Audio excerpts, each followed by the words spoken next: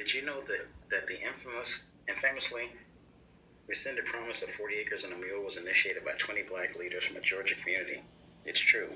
4 days before General Sherman issued Special Field Order Number 65 in January of 1865, he and Secretary of War Edward Stanton met with 20 African American men.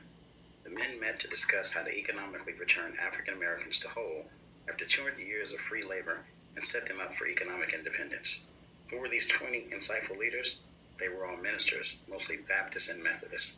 11 of the 20 had been born free. The other 9 had been slaves in the South, who were freed for less than 2 years. The leader of the 20 was Garrison Frazier, who had been a slave until 1857, when he purchased freedom for himself and his wife.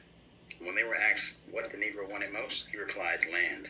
The way we can best take care of ourselves is to have land and to turn it and till it by our own labor.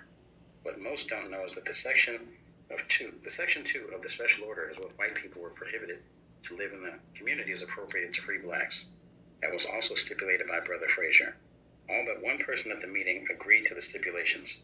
4 days later, Sherman issued Special Field Order Number 65, and President Lincoln approved it. The immediate effect of the order would have provided for the settlement of roughly 40,000 African Americans.